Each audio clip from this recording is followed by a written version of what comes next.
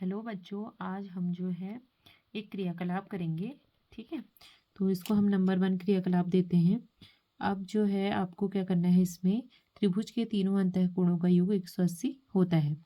इसका उद्देश्य यही है। सबसे पहले हम उद्देश्य लिखते हैं। जब हम कोई क्रियाकलाप लिखते हैं, त्रिभुज के तीनों अंतःकोणों का योग 180 होता है। तो इसके लिए हमें क्या क्या चाहिए?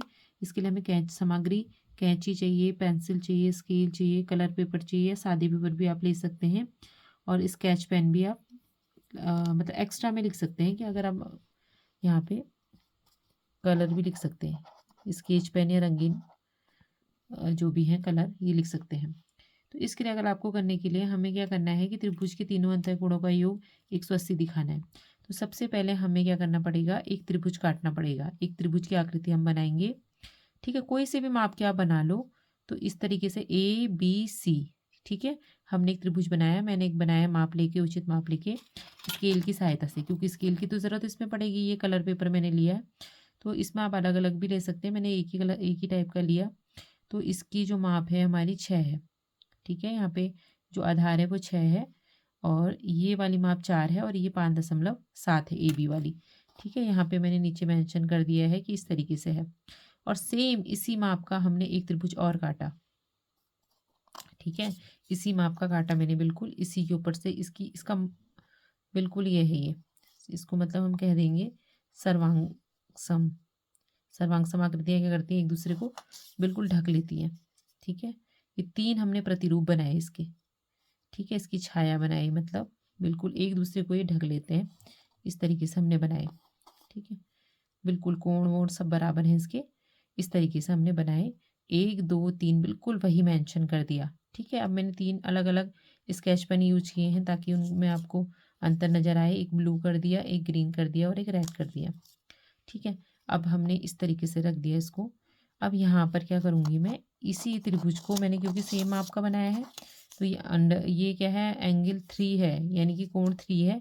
तो इस जो त्रिभुज को मैं इस तरीके से, मैंने क्योंकि इसमें मेंशन कर रखा है, तो इस तरीके से मैं इसको रख दूंगी। ठीक है, अब एग्जैक्ट काटिएगा बिल्कुल। तो मैंने यहाँ पे तो कोशिश की थी इसको ऐसे ही काटने की।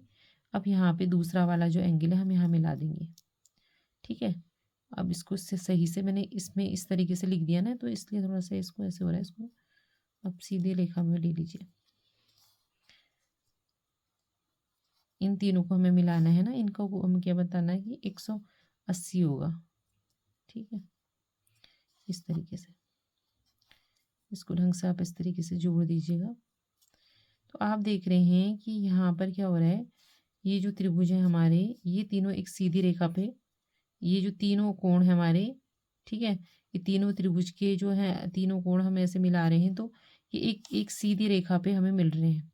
ठीक है, तो जब एक सीधी रेखा पे मिल रहे हैं, तो सीधी रेखा पे कोण कितने का बनता है, 180 डिग्री का। ठीक है, इस तरीके से 90 इधर 90 इधर। तो हम चांदी की मदद भी ले सकते हैं अगर हमें अंदाज़ा नहीं आ रहा, पर हमें तो पता ही है कि सीधी रेखा पे जो कोण बनता है वो 180 का होता है। तो ये तीनों जो कोण का योग आएगा, ये कितना आएगा, 180।